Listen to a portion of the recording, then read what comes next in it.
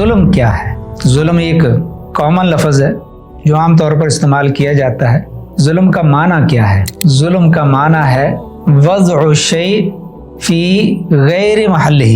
کسی چیز کو اس کی اصل جگہ سے ہٹا کر دوسری جگہ رکھ دینا۔ ان اللہ لا یظلم مثقال ذرۃ، سورۃ النساء 40 نمبر آیت، کہ اللہ تعالیٰ ایک ذرہ برابر بھی ظلم نہیں کرنے والے۔ اللہ کبھی بھی ظلم نہیں کرتے، بندہ اپنے آپ پر خود ظلم کرتا ہے، اللہ نہیں ظلم کرتے۔ فَمَن يَعْمَلْ مِثْقَالَ ذَرَّةٍ خَيْرًا يَرَهُ وَمَن يَعْمَلْ مِثْقَالَ ذَرَّةٍ شَرًّا يَرَهُ، جس نے ذرہ برابر بھی، رائی کے دانے کے برابر بھی اچھا عمل کیا ہوگا، اللہ کے پاس وہ موجود ہوگا، وہ دیکھ لے گا اپنی آنکھوں سے، اور جس نے برا کیا ہوگا وہ بھی دیکھ لے گا۔ اللہ کے ہاں کوئی چیز پوشیدہ نہیں ہے، اللہ نے ہر چیز لکھی ہوئی ہے، حساب کتاب کیا ہوا ہے۔ اظفر بشرح الأربعين من سنة الهادي الأمين۔ الحمد للہ رب العالمین والعاقبۃ للمتقین والصلاة والسلام علی رسولہ الکریم۔ رب اشرح لی صدری ویسر لی امری واحلل عقدۃ من لسانی یفقہوا قولی۔ اما بعد، عن ابی ذر الغفاری رضی اللہ تعالی عنہ عن النبی صلی اللہ علیہ وآلہ وسلم فیما یرویہ عن ربہ عز وجل انہ قال یا عبادی انی حرمت الظلم علی نفسی وجعلتہ بینکم محرما فلا تظالموا۔ یہ لمبی حدیث ہے، اس کو اگر ہم پہلے حدیث پڑھیں پھر اس کا ترجمہ کریں تو اس میں کافی وقت درکار ہوگا، تو ہم اس کو ساتھ ساتھ پڑھتے جائیں گے اور ترجمہ اور تشریح کرتے جائیں گے۔ یہ حدیث نمبر 24 ہے اور اس کا عنوان بنتا ہے حرمت ظلم۔ یہ جو سند پڑھی ہے اس سے آپ کو واضح ہوتا ہوگا کہ اس حدیث کو حدیث قدسی کہتے ہیں۔ حدیث قدسی جس کی سند کے اندر اللہ کے رسول صلی اللہ علیہ وسلم یہ فرمائیں فیما یرویہ عن ربہ، کہ وہ جو اللہ کے رسول صلی اللہ علیہ وسلم اللہ تعالیٰ سے روایت کر رہے ہیں، یا اللہ کے رسول یہ فرمائیں، صحابی یہ کہیں قال رسول اللہ صلی اللہ علیہ وسلم قال اللہ تعالی، صحابی یہ کہیں کہ اللہ کے رسول نے فرمایا کہ اللہ تعالیٰ نے یہ ارشاد فرمایا ہے۔ اب حدیث اور حدیث قدسی کا تھوڑا سا فرق میں بتا دیتا ہوں، لمبا چوڑا فرق تو نہیں ہے۔ حدیث جو عام حدیث ہے اس کے الفاظ اور اس کے معنی وہ اللہ کے رسول کی طرف سے ہوتے ہیں۔ ظاہر سی بات ہے کہ اس کا مفہوم تو وہ تو اللہ کی طرف سے ہے، کیونکہ اللہ کے رسول وَمَا يَنطِقُ عَنِ الْهَوَىٰ إِنْ هُوَ إِلَّا وَحْيٌ يُوحَىٰ وَاللَّهِ لَا يَخْرُجُ مِنْ فَمِهِ إِلَّا الْحَقُّ۔ دین کے بارے میں آپ فرماتے ہیں کہ میرے منہ مبارک سے حق کے علاوہ کچھ نہیں نکلتا، تو اس کا مطلب اللہ کے حکم کے تابع ہیں، وحی کے تابع ہیں۔ تو حدیث عام جو حدیث ہے وہ اس کے الفاظ، اس کے معنی وہ اللہ کے رسول کی طرف سے ہیں، اور اصل میں وہ اس کا الہام وہ اللہ کی طرف سے ہوتا ہے، تو اس کی نسبت اللہ کے رسول کے قول، فعل، تقریر کی نسبت اللہ کے رسول کی طرف کی جاتی ہے، وہ عام حدیث ہے۔ حدیث قدسی میں یہ ہے کہ وہ بھی الفاظ اللہ کے رسول کے ہیں صلی اللہ علیہ وسلم، اور اس کا مفہوم اور اس کے معنی ظاہر ہے وہ اللہ کی طرف سے ہیں، یا یوں کہیں کہ الفاظ اور معانی اللہ کی طرف سے، اللہ کے رسول کی طرف سے ہیں، اور اس کا مفہوم وہ اللہ کی طرف سے ہے۔ اور اس میں فرق یہ ہوتا ہے کہ عام حدیث میں اللہ کے رسول صلی اللہ علیہ وسلم، صحابی یہ کہتے ہیں کہ اللہ کے رسول صلی اللہ علیہ وسلم نے فرمایا، یا اللہ کے رسول صلی اللہ علیہ وسلم سے روایت کرتے ہیں عن النبی، یا قال رسول اللہ صلی اللہ علیہ وسلم، یا صحابی یہ کہتے ہیں سمیت رسول اللہ صلی اللہ علیہ وسلم، میں نے اللہ کے رسول سے سنا۔ لیکن حدیث قدسی میں اللہ کے رسول فرماتے ہیں کہ اللہ تعالیٰ فرما رہے ہیں، اللہ تعالیٰ سے روایت کر رہے ہیں، اللہ کے رسول اللہ تعالیٰ سے روایت کر رہے ہیں، اتنا سا فرق ہے۔ تو یہ حدیث قدسی ہے۔ اس کے اندر اللہ تعالیٰ ایک بہت اہم مسئلے کی طرف مسلمانوں کی رہنمائی کر رہے ہیں، ان کو حکم دے رہے ہیں، اور وہ بہت اہم چیز ہے۔ اللہ تعالیٰ اپنے بندوں کو مخاطب کرتے ہیں، یا عبادی۔ پہلے اللہ کے رسول فرما رہے ہیں کہ اللہ تعالیٰ سے روایت ہے، اللہ تعالیٰ سے روایت کرتے ہوئے کہتے ہیں کہ اللہ تعالیٰ نے کہا۔ قرآن تو یہ ہے نا کہ قرآن کے الفاظ، قرآن کی ترتیب، قرآن کے معانی، اس کا مفہوم سارے کا سارا اللہ کی طرف سے ہوتا ہے، لیکن حدیث میں وہ چیز نہیں ہوتی۔ تو یہاں اللہ تعالیٰ اس حدیث کو، اس چیز کو اہمیت دینے کے لیے کہ اللہ تعالیٰ نے یہ فرمایا ہے کہ یہ میرے بندوں کو آپ بتا دیں، وہ کیا ہے؟ یا عبادی، اے میرے بندو، انی حرمت الظلم علی نفسی، میں نے ظلم کو اپنے آپ پر حرام کر دیا ہے، وجعلتہ بینکم محرما، اور میں نے اس ظلم کو تمہارے درمیان بھی حرام کر دیا ہے، فلا تظالموا، تو تم ظلم نہیں کرنا، کسی پر ظلم نہیں کرنا۔ ظلم کیا ہے؟ ظلم ایک کامن لفظ ہے جو عام طور پر استعمال کیا جاتا ہے۔ ظلم کا معنی کیا ہے؟ ظلم کا معنی ہے وضع الشیء فی غیر محلہ، کسی چیز کو اس کی اصل جگہ سے ہٹا کر دوسری جگہ رکھ دینا۔ کتاب میری ہے، پین میرا ہے، کوئی اس کے اوپر قبضہ کر لے یا زیادتی سے، ظلم سے وہ پین اپنی جیب میں لگا لے، تو یہ اس نے اس کا محل، اس کی جگہ میری جیب تھی، کیوں میں اس کا مالک ہوں، اس نے زبردستی یا جس طرح بھی مجھ سے زبردستی یا کسی بھی طریقے سے اپنی جیب میں لگا لیا ہے، تو اس نے میرے ساتھ ظلم کیا ہے۔ اور اسی طرح ایک تو ہے کہ معاملات میں ظلم، حقوق میں ظلم، بندوں کے ساتھ ظلم، اور ایک ہے اللہ کے ساتھ ظلم، اور وہ ظلم کیا ہے؟ وہ شرک ہے۔ شرک کو ظلم کیوں کہتے ہیں؟ کیونکہ عبادت کا حق اللہ تعالیٰ کا ہے، جو اللہ تعالیٰ کو ملنا چاہیے۔ عبادت، ہر طرح کی عبادت، قولی، فعلی، مالی، بندگی، جو بھی عبادت ہے جو اللہ نے مقرر کی ہے، وہ اللہ کا حق ہے، وہ اللہ کو ملنا چاہیے۔ اللہ کی عبادت، اللہ کو چھوڑ کر اگر کسی اور کی عبادت کی جائے تو وہ اللہ کے حق میں وہ ظلم ہے۔ اسی لیے ان الشرک لظلم عظیم، شرک کو اسی لیے بہت بڑا ظلم کہا گیا ہے، کیونکہ اللہ کا حق چھوڑ کر، مار کر کسی اور کو حق دینا، کسی اور کی عبادت کرنا، تو یہ ظلم ہے۔ تو ایسے ہی کسی بھی آدمی کا حق مارنا، کسی آدمی کی جائیداد کے اوپر، کسی آدمی کے جو اس کی ملکیت ہے، اس کو زیادتی، ظلم یا کسی بھی طریقے سے اس پر قبضہ کرنا، یہ اس کے حق میں ظلم ہے، جو کہ گناہ ہے۔ اللہ تعالیٰ نے ظلم کو منع کیا ہے۔ اللہ تعالیٰ ظلم کو اپنے حق میں ہو، جس کو ہم شرک کہتے ہیں، اللہ نے کہا کہ وہ میں کبھی معاف نہیں کروں گا، جو میرے ساتھ شرک کرے گا اس کو میں معاف نہیں کروں گا۔ اسی طرح اگر کوئی بندوں کے ساتھ ظلم کرتا ہے، زیادتی کرتا ہے، ان کا حق مارتا ہے،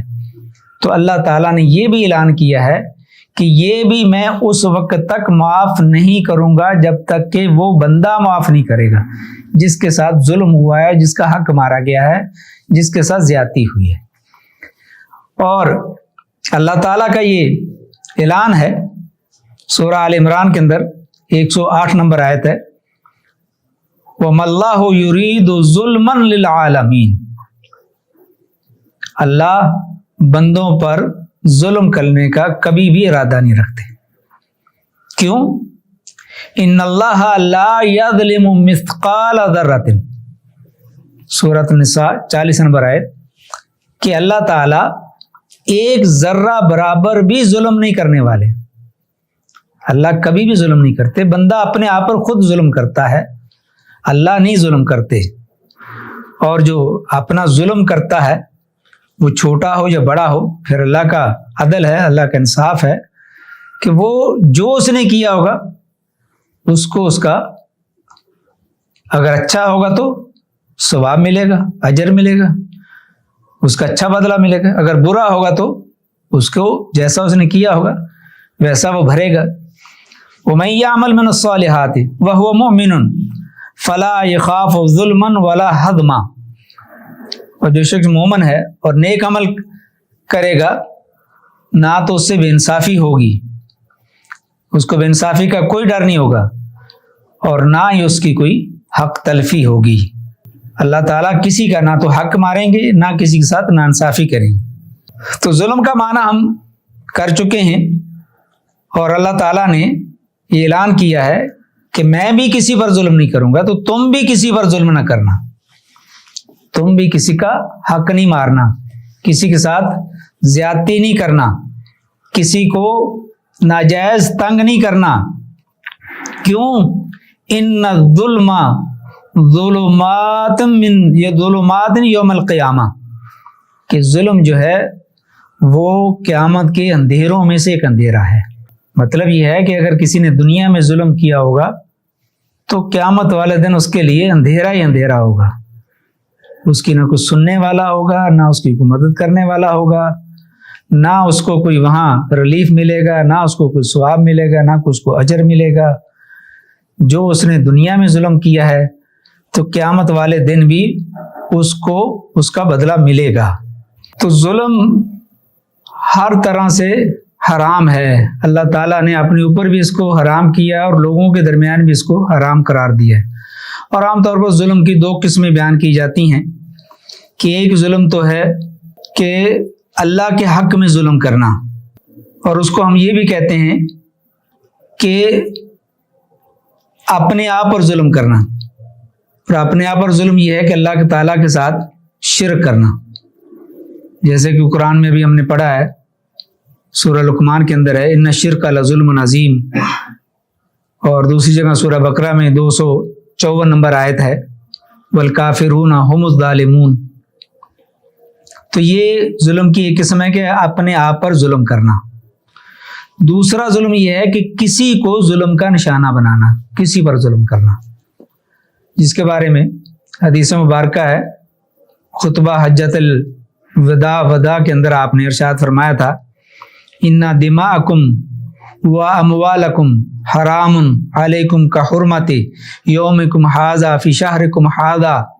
فی بلدکم ھذا، کہ تمہارا خون، تمہارے مال ایک دوسرے پر حرام ہیں، ظلم نہیں کرنا،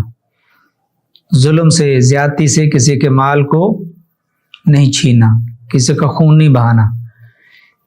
اس بابرکت اور حرمت والا دن 10 حجۃ الوداع، 10 ذی الحجہ کا دن، حج کا دن، حج کے بعد قربانی کا جو دن آتا ہے، وہ جیسے یہ دن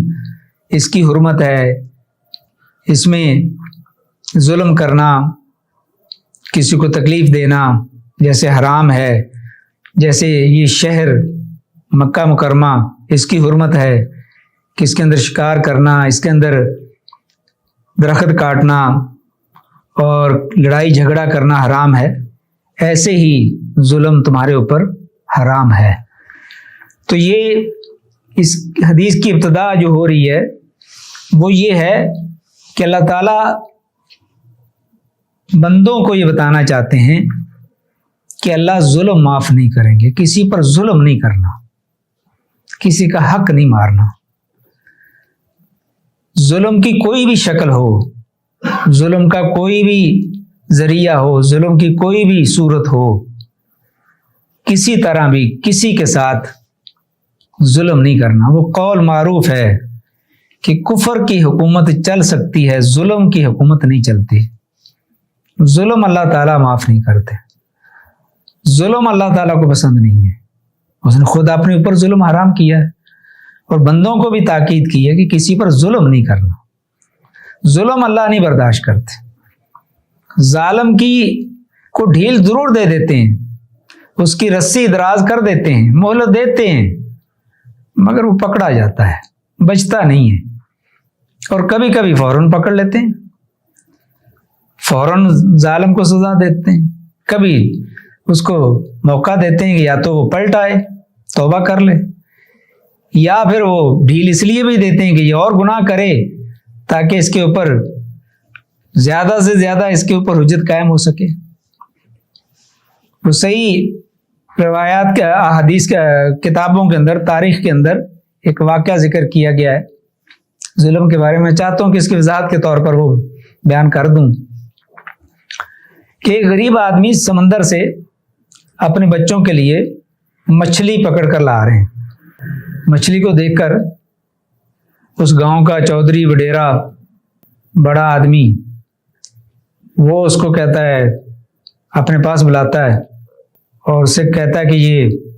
مجھے دے دو۔ وہ ان سے کہتا ہے کہ چودھری صاحب، سائیں وڈیرا، جو بھی، کہ میں نے اپنے بچوں کے لیے آج پکڑی ہے اور میں اپنے گھر لے کر جا رہا ہوں بچوں کو کھلانے۔ تو وہ چونکہ یہ بڑی ایک تلخ حقیقت ہے کہ وہ تو اس وقت چودھری تھا، اس لیے وہ اس نے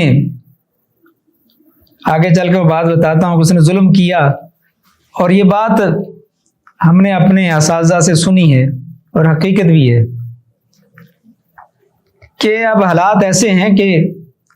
جس کے پاس کچھ نہیں ہے نا، کوئی اختیار نہیں ہے، وہ اسی کو ہم کہتے ہیں کہ یہ شاید سیدھا سادہ ہے۔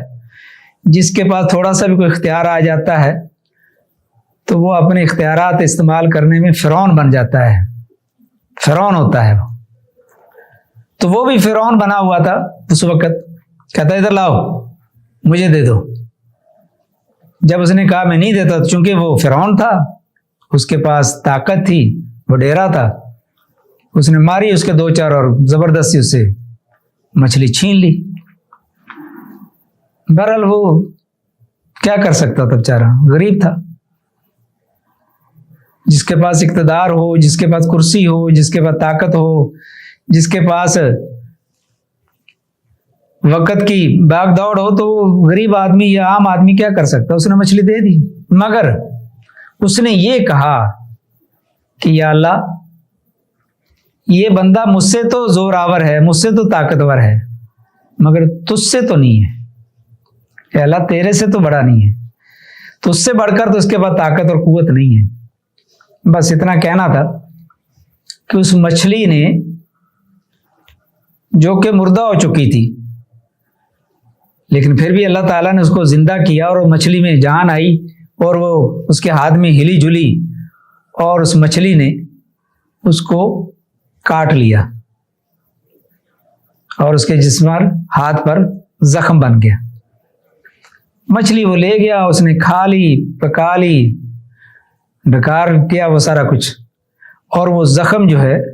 اس نے کہا ایسے مچھلی نے تھوڑا سا، مچھلی کیا کاٹتی ہے، مچھلی کیسے تھوڑا سا زخم ہے،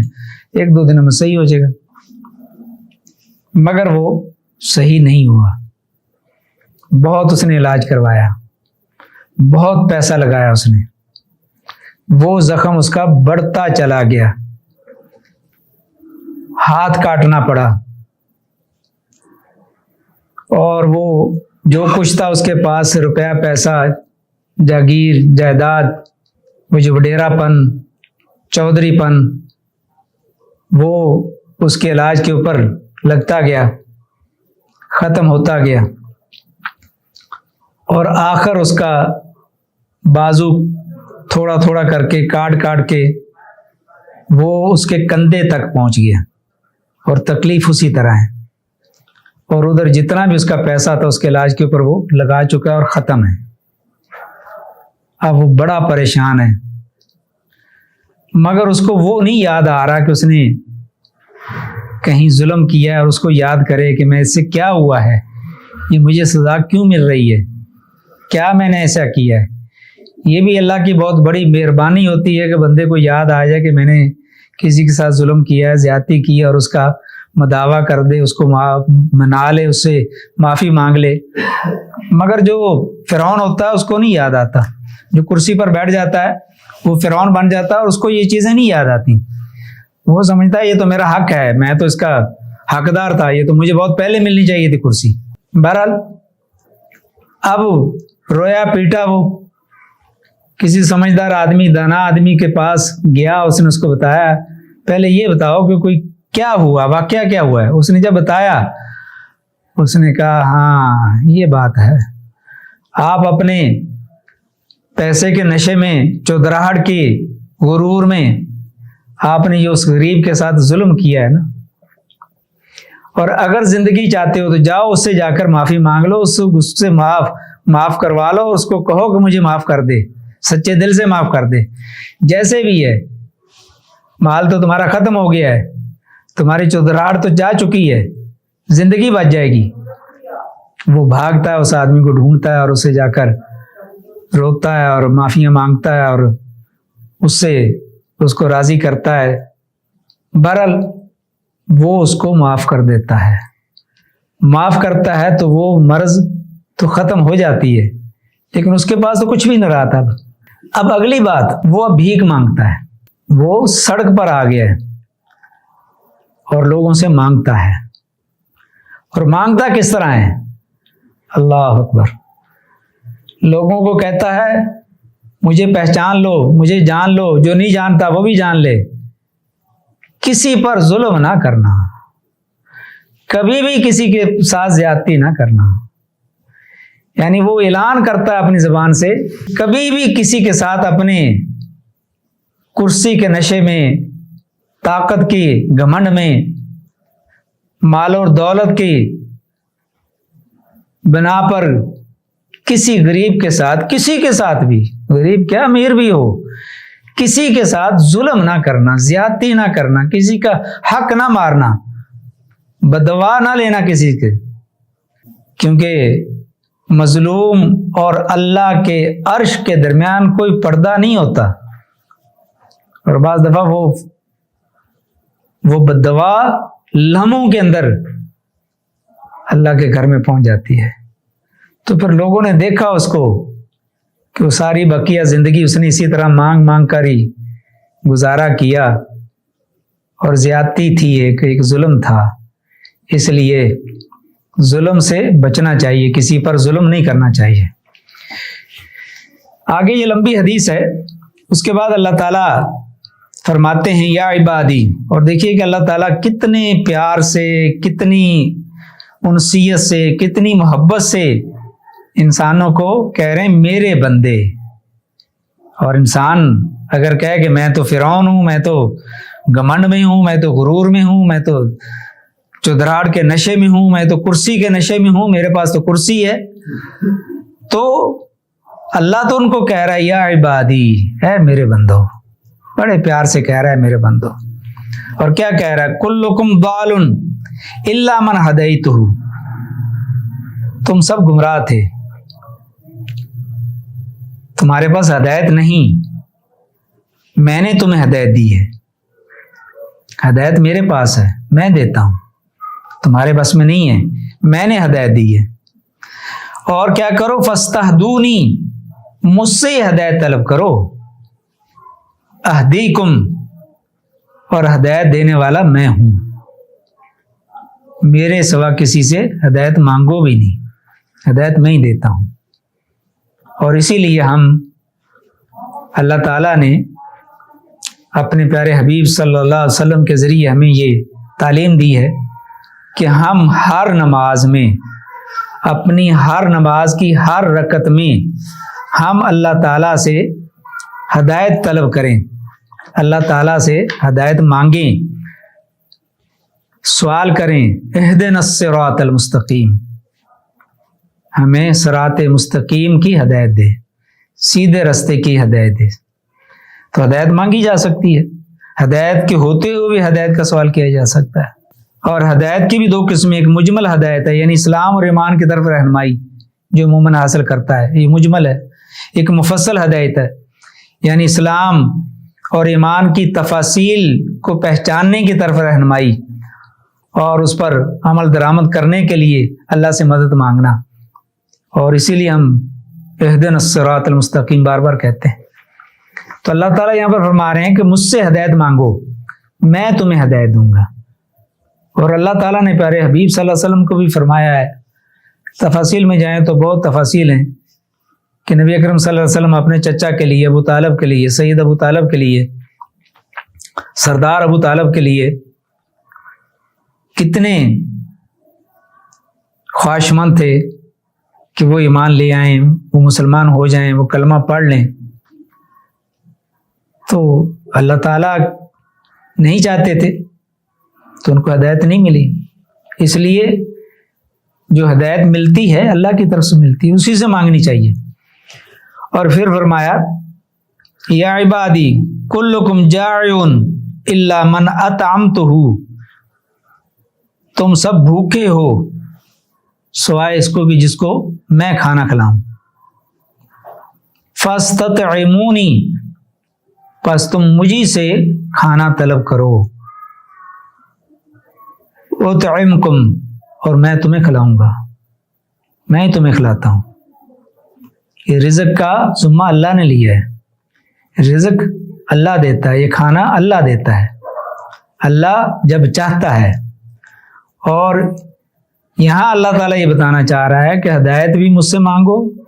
رزق کھانا بھی مجھ سے مانگو، میں ہی دوں گا۔ اور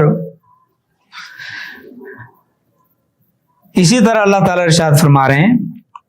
حدیث قدسی میں، یا عبادی، اے میرے بندو، کلکم عار الا من کسوتہ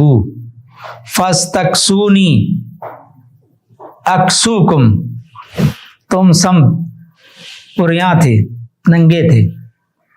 دنیا میں جب آتے ہو تو انسان ننگا ہوتا ہے، کوئی بدن پر کپڑا نہیں ہوتا، تو مجھ سے مانگو، مجھ سے لباس مانگو اور میں ہی تمہیں لباس پہناؤں گا۔ تو یہ ہمیں سوال کرنے کا، اللہ سے مانگنے کا اللہ تعالیٰ خود اپنے پیارے حبیب کے ذریعے طریقہ بتا رہے ہیں کہ ہدایت بھی مجھ سے مانگو، کھانا بھی مجھ سے مانگو، لباس بھی مجھ سے مانگو، میں ہی دیتا ہوں، میں ہی دوں گا۔ یا عبادی، اے میرے بندو، انکم تخطئون باللیل والنہار، اے میرے بندو تم دن رات خطا کرتے ہو، غلطی کرتے ہو، بھول جاتے ہو، نسیان کرتے ہو، گناہ کرتے ہو۔ ظاہر سی بات ہے کہ انسان گناہ کرتا ہے، اگر اس کے اندر کچھ ایمان ہے تو جان بوجھ کر تو نہیں کرے گا، غلطی سے کرے گا۔ اگر جان بوجھ کر بھی کرتا ہے گناہ، تو اگر وہ گناہ کرتا ہے تو اللہ تعالیٰ کہہ رہا ہے کہ تم گناہ کرتے ہو، تم غلطیاں کرتے ہو، خطائیں کرتے ہو۔ وَأَنَا أَغْفِرُ الذُّنُوبَ، اور میں ہوں ان گناہوں کو معاف کرنے والا، ان گناہوں کو معاف کرنے والا میں ہوں۔ اور تم مجھ کیا کرو، انا اغفر الذنوب جميعا، میں سب کے گناہ معاف کرنے والا ہوں۔ فاستغفرونی اغفر لکم، تم مجھ سے ہی اپنے گناہوں کی معافی مانگو، میں ہی تمہاری گناہ معاف کرنے والا ہوں، میرے علاوہ اور کوئی گناہ معاف نہیں کرنے والا۔ کل بنی آدم خطاؤن وخیر الخطائین التوابون، آدم کی اولاد سارے کے سارے خطا کار ہیں، گناہ گار ہیں، غلطیاں کرنے والے ہیں، گناہ کرنے والے ہیں، اور اللہ کے نزدیک سب سے اچھے وہ ہیں جو پلٹ آتے ہیں، جو لوٹ آتے ہیں، جو گناہوں کی معافی مانگ لیتے ہیں، توبہ کر لیتے ہیں، نادم ہو جاتے ہیں، شرمندہ ہو جاتے ہیں، اللہ سے معافیاں طلب کر لیتے ہیں، معافیاں مانگ لیتے ہیں، رجوع کر لیتے ہیں۔ اور معافی کا مطلب ہی یہی ہوتا ہے کہ جو گناہ کیا ہے اس کو دوبارہ نہ دہرانے کا مصمم ارادہ کیا جائے، پکا ارادہ کیا جائے کہ اب میں دوبارہ نہیں کروں گا، جان بوجھ کر نہیں کروں گا، قصدن نہیں کروں گا۔ غلطی سے ہو جائے تو اس نے کہا ہے کہ جتنی بار بھی گناہ کرو، اگر مجھ سے معافی مانگتے رہو گے، توبہ کرتے رہو گے، تو مجھے کیا پڑے گا میں تمہیں سزا دوں، مجھے کیا پڑے گی میں تمہیں عذاب دوں، تم معافی مانگتے رہو، میں معاف کرتا رہوں گا۔ ایک اور حدیث قدسی ہے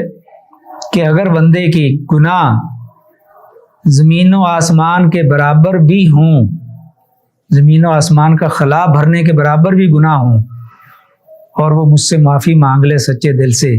یہ سمجھ کر کے اللہ معاف کرنے والا ہے، وہی معاف کر سکتا ہے، تو میں اس کے گناہ ہی معاف نہیں کروں گا،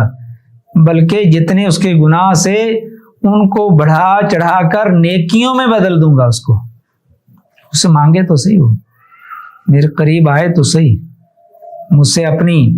غلطیوں کا اظہار تو کرے، اعتراف تو کرے، اعتراف نفس، اپنے ظلم، اپنی زیادتی، اپنی گناہ، اپنی غلطی کا اعتراف تو کرے، انی ظلمت نفسی ظلما کثیرا تو کہے۔ اگر وہ یہ کہہ لیتا ہے تو میں اس کو معاف کر دیتا ہوں۔ اور اللہ کے رسول صلی اللہ علیہ وسلم نے ہمیں تعلیم دی ہے کہ آپ معصوم عن الخطا ہیں، پھر بھی آپ 70 مرتبہ، ایک حدیث میں آتا ہے کہ توبہ کرتے ہیں، استغفار کرتے ہیں، ایک حدیث میں آتا ہے 100 مرتبہ ایک ایک دن میں آپ استغفار کرتے ہیں۔ اور سیدہ عائشہ رضی اللہ تعالی عنہ فرماتی ہیں کہ اس آدمی کے لیے خوشخبری ہے، توبہ کے لفظ ہیں، کہ جس آدمی کے نامہ اعمال میں استغفار سب سے زیادہ نکلے گا، جو سب سے زیادہ استغفار کرتا ہوگا۔ اس لیے یہاں بتایا جا رہا ہے، اور بڑے پیار سے اللہ تعالیٰ کہہ رہا ہے، میرے بندو، یا عبادی، اے میرے بندو، تم دن رات گناہ کرتے ہو، انسان ہے، غلطیاں ہوتی ہیں، کرتا ہے، لیکن ساتھ میں یہ کہا کہ معافی بھی مانگ لو، توبہ بھی کر لو، اللہ کی طرف پلٹ آؤ، رجوع کر لو، اللہ سے معافی مانگ لو۔ وہ تو اس قدر قادر ہے، اس قدر مہربان ہے، اس قدر شفیق ہے، اس قدر کریم ہے وہ رب، کہ وہ 100 قتل کرنے والا، 100 کا قاتل چاہے تو وہ اس کو بھی معاف کر دے، اس کو بھی معاف کر دیا تھا۔ اس لیے اللہ تعالیٰ یہاں پر فرما رہے ہیں کہ تم میرے بندو، اے میرے بندو، تم غلطیاں کرتے ہو سارے کے سارے، تو مجھ سے گناہوں کی مغفرت طلب کرو، میں معاف کر دیتا ہوں، دھو دیتا ہوں گناہوں کو، دل کو دوبارہ صاف کر دیتا ہوں۔ اور اللہ تعالیٰ نے ایک اپنا نظام بنایا ہے، دل جو انسان کا حاکم ہے، فیصلہ بھی وہ کرتا ہے، وہ گناہوں سے روکتا ہے، روکنے کی کوشش کرتا ہے۔ اگر کوئی نہیں رکتا، گناہ کرتا ہے، تو اللہ تعالیٰ نے دل تو صاف بنایا ہے، شیشے کی طرح، سفید لٹھے کی طرح۔ اگر کوئی گناہ کرتا ہے تو پھر اس پر ایک نقطہ لگتا ہے، اگر وہ معافی مانگ لے تو وہ اللہ تعالیٰ نقطہ دھو دیتے ہیں، صاف کر دیتے ہیں۔ اگر کوئی نہیں معافی مانگتا، ایک کرتا ہے گناہ، ایک نقطہ، دوسرا، تیسرا، چوتھا، بڑھتا چلا جاتا ہے، تو وہ دل سیاہ ہو جاتا ہے۔ وہ جو کہتے ہیں نا دل مردہ ہو گیا، پھر دل مردہ ہو جاتا ہے، گناہ نہیں رہتا، اس کو نہ توبہ کی توفیق ملتی ہے، نہ نیکی کی توفیق ملتی ہے، نہ وہ نیکی کرتا ہے۔ تو یہ حدیث مبارکہ یہ بتا رہی ہے کہ بندوں کو کہا جا رہا ہے کہ تم مجھ سے معافی مانگو، مجھ سے گناہوں کی مغفرت مانگو۔ اس کے بعد فرمایا، یا عبادی انکم لن تبلغوا ضری فتضرونی، تم اس حد تک نہیں پہنچے کہ تم مجھے کوئی نقصان پہنچا سکو، تم مجھے نقصان نہیں پہنچا سکتے۔ ولن تبلغوا نفعی فتنفعونی، اور نہ ہی تم مجھے کوئی فائدہ پہنچا سکتے ہو۔ تمہاری یہ حیثیت نہیں ہے کہ تم اگر مجھے کوئی نقصان پہنچانا چاہو اور مجھے نقصان دے دو، تمہارے پاس یہ اختیار نہیں ہے، تم مجھے کوئی نقصان نہیں پہنچا سکتے، اور نہ ہی تم مجھے کوئی فائدہ پہنچا سکتے ہو، نہ میرا نقصان کر سکتے ہو اور نہ مجھے کوئی فائدہ پہنچا سکتے ہو۔ یا عبادی لو ان اولکم و آخرکم و انسکم و جنکم، اے میرے بندو، اگر تمہارا پہلا انسان یعنی آدم علیہ السلام سے لے کر وہ آخرکم، اور آخری انسان، قیامت سے پہلے جو آخری انسان دنیا میں آئے گا وہ، اور تمام انسان اور تمام جنات، اگر تم کانوا علی اتقى قلب رجل واحد منکم، ہو جائیں ایک متقی کے دل کی طرح، متقی پرہیزگار اللہ سے ڈرنے والے کے ایک بندے کے دل کی طرح ہو جائیں سارے کے سارے تم، ما زاد ذالک فی ملکی شیئا، تو ان تمام انسانوں کے نیک بن جانے سے، سارے ایک ہی طرح کیوں، کوئی گناہ نہ کرتا ہو، کوئی غلطی نہ کرتا ہو،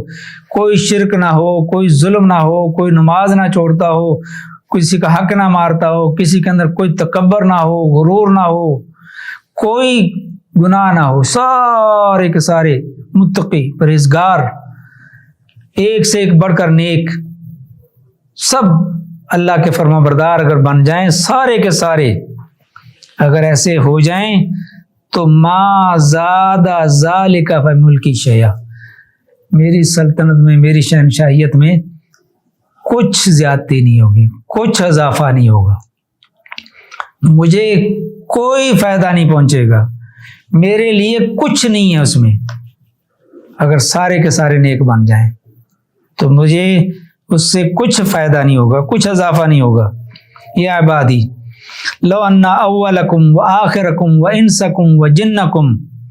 کانوا علی افجار قلب رجل واحد منکم،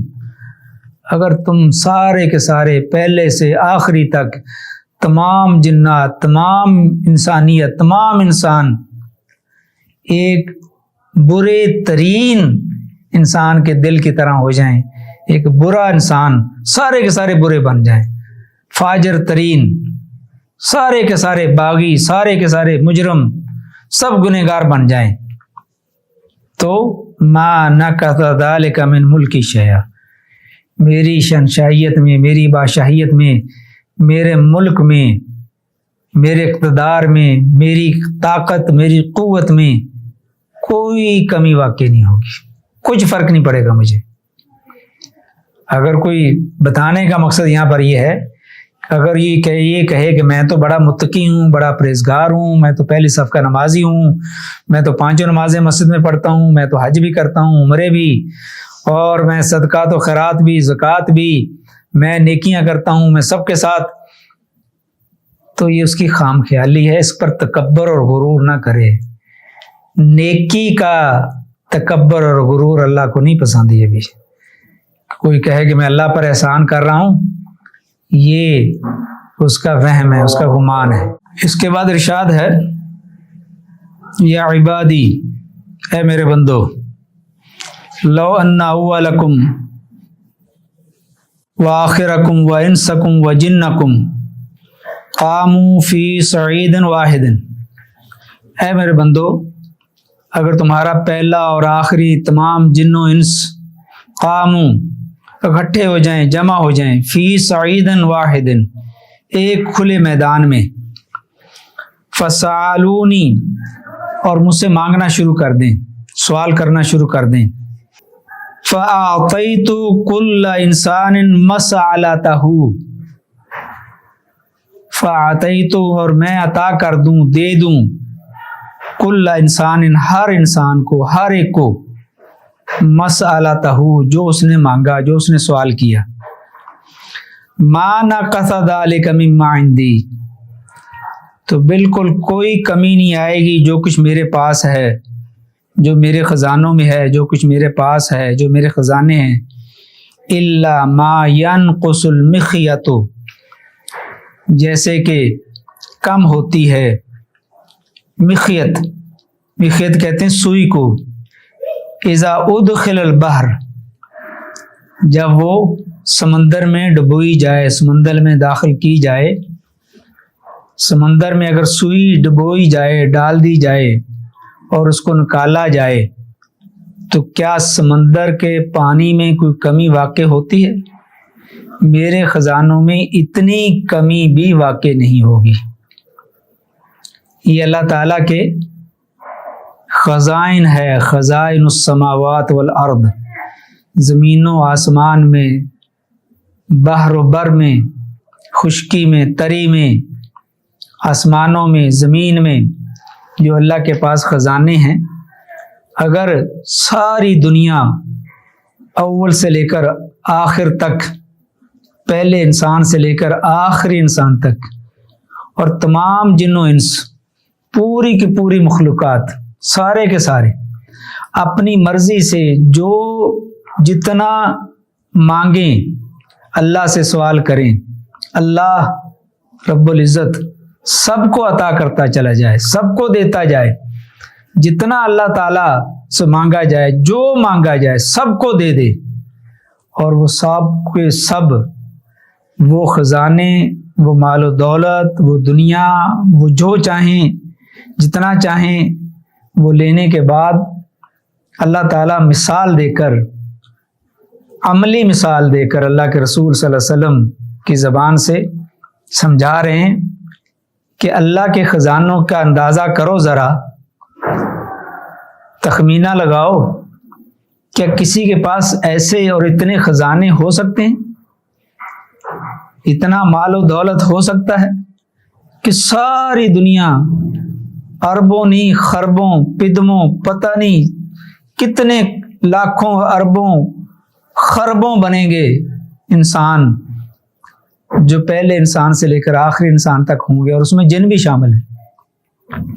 وہ سارے کے سارے مانگنا شروع کر دیں، اللہ دینا شروع کر دے، دیتا جائے، منع نہ کرے کسی کو، جو مانگے دے دے، تو اللہ کے خزانوں میں اتنی بھی کمی واقع نہیں ہوگی۔ اگر کوئی سمندر میں بیٹھ کر ایک سوئی کو سمندر میں ڈالے تو سمندر کے پانی میں سے سوئی کے ساتھ کتنا پانی آئے گا؟ ایک چھوٹی سی بوند، اور وہ بھی ہو سکتا ہے کہ وہ اس سوئی کو سمندر سے نکالتے نکالتے وہ دوبارہ پھر گر جائے۔ تو اللہ کے خزانے تو اس قدر بھرے ہوئے ہیں، اللہ غنی ہے، اللہ کے پاس دنیا کی ہر چیز ہے، بس ہمیں مانگنے کا طریقہ آنا چاہیے، ہمیں چاہیے کہ ہم اس سے مانگیں، وہ دینے والا ہے، وہ دیتا ہے، اس کے پاس خزانے ہیں۔ صحیحین کے اندر سیدنا ابو ہریرہ رضی اللہ تعالیٰ عنہ سے روایت ہے کہ نبی کریم صلی اللہ علیہ وسلم نے ارشاد فرمایا، اللہ کا ہاتھ بھرا ہوا ہے خرچ کرنے اور دن رات کی سخاوت سے، اس میں کوئی کمی واقع نہیں ہوتی۔ تمہارا کیا خیال ہے کہ تمہارے رب نے جب سے آسمان اور زمین کو پیدا کیا ہے تب سے اس نے کتنا خرچ کیا ہوگا؟ اس سے اس کے دائیں ہاتھ میں ذرا بھی کمی نہیں واقع ہوئی،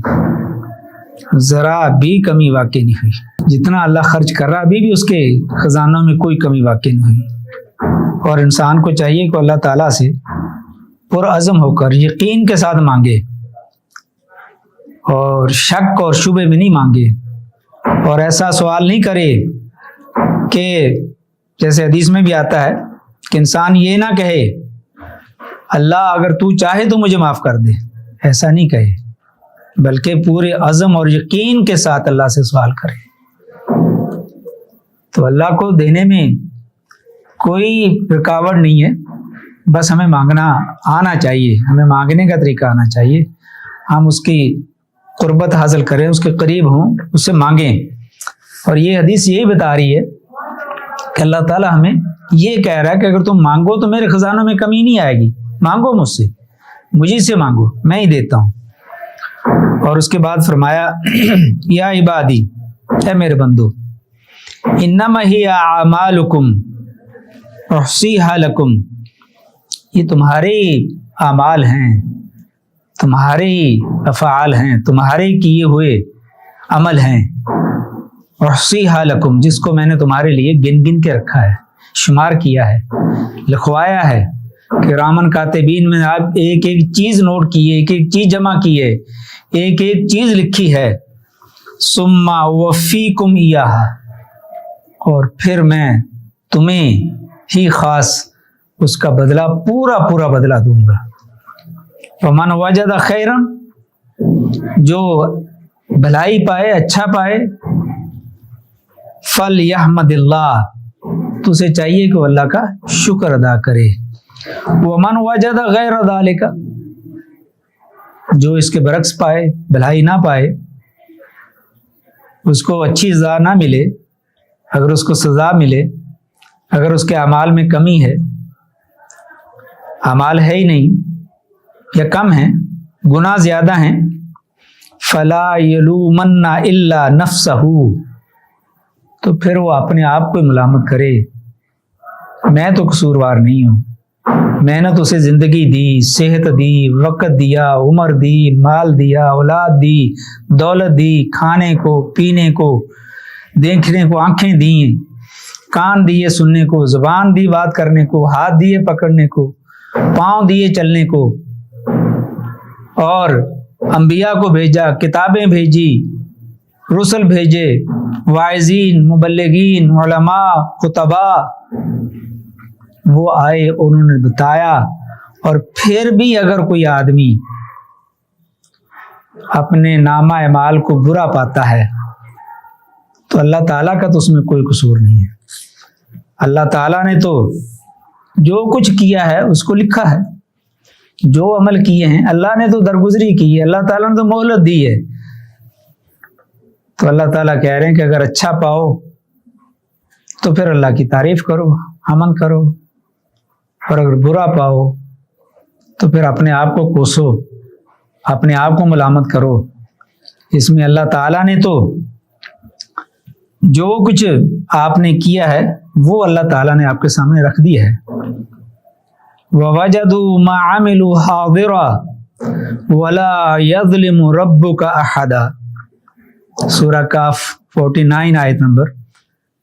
کہ جو کچھ تم نے کیا وہ تمہارے سامنے حاضر ہے، موجود ہے۔ آپ کا رب تو کسی پر ظلم نہیں کرتا۔ فَمَن يَعْمَلْ مِثْقَالَ ذَرَّةٍ خَيْرًا يَرَهُ وَمَن يَعْمَلْ مِثْقَالَ ذَرَّةٍ شَرًّا يَرَهُ، جس نے ذرہ برابر بھی، رائی کے دانے کے برابر بھی اچھا عمل کیا ہوگا، اللہ کے پاس وہ موجود ہوگا، وہ دیکھ لے گا اپنی آنکھوں سے، اور جس نے برا کیا ہوگا وہ بھی دیکھ لے گا۔ اللہ کے ہاں کوئی چیز پوشیدہ نہیں ہے، اللہ نے ہر چیز لکھی ہوئی ہے، حساب کتاب کیا ہوا ہے، اور جس کو اچھا ملے وہ اس کا اپنے اعمال ہیں۔ ما اصابک من حسنۃ فمن اللہ وما اصابک من سیئۃ فمن نفسک، سورۃ النساء 79 آیت نمبر۔ یہ بہرحال ادب کا تقاضا ہے کہ نیکی کی نسبت ہمیں اللہ کی طرف کرنی چاہیے اور برائی کی نسبت ہمیں اپنی طرف کرنی چاہیے، کیونکہ اللہ تو کسی سے برائی نہیں چاہتے، اللہ تو برائی کو پسند نہیں کرتے۔ اگر کوئی برائی کرتا ہے تو وہ اس کا اپنا عمل ہے، اپنا کردار ہے، اپنا فعل ہے، اور اگر وہ اچھائی کرتا ہے تو وہ بھی اس کا اپنا ہی ہے، لیکن اس میں ادب کا تقاضا ہم اس کو اللہ کی طرف لوٹائیں کہ اللہ تعالیٰ کی توفیق سے، اللہ تعالیٰ کی خاص عنایت سے، خاص رحمت سے، خاص فضل سے اس نے نیکی کی ہے۔ تو یہ لمبی حدیث ہے، اس کے اندر بہت سی چیزیں ذکر کی گئی ہیں۔ اس کا خلاصہ یہ ہے کہ جیسے کہ ہم نے تفسیر کے اندر بتایا، تشریح کے اندر بتایا کہ ظلم کی دو قسمیں ہیں، اپنے آپ پر ظلم کرنا، کسی کو ظلم کا نشانہ بنانا، جو کہ منع ہے۔ دوسرا، اس حدیث مبارکہ میں یہ دلیل ہے کہ اللہ تعالیٰ اس بات کو پسند کرتا ہے کہ اس کے بندے اپنی تمام تر دنیاوی اور اخروی مصلحتوں کا سوال صرف اللہ سے کریں، اللہ سے مانگیں۔ دنیا ہے تو وہ بھی اللہ سے، استغفار ہے تو وہ بھی اللہ سے۔ اور اسی طرح اس کے اندر ہم نے بیان کیا کہ ہدایت کی دو قسمیں ہیں، ایک مجمل ہے اور ایک مفصل ہے۔ اور چوتھی چیز یہ ہے تقوی اور فسق و فجور میں دل کو بنیادی حیثیت حاصل ہے، کیونکہ اس سے اس کا دل سے ہی تعلق ہے۔ اگر دل متقی ہے، پرہیزگار ہے، نیک ہے، تو اس کے اعمال بھی، اعضاء بھی اسی طرف چلتے ہیں۔ اگر دل کے اندر فساد ہے، برائی ہے، تو اس کے اعضاء بھی اسی کے پیچھے چلتے ہیں۔ اس لیے دل کو، تقوی کا محل جو ہے وہ قلب ہے، دل ہے، اس لیے دل کی اصلاح کرنا بہت ضروری ہے۔ اور آخر میں اللہ تعالیٰ نے فرمایا کہ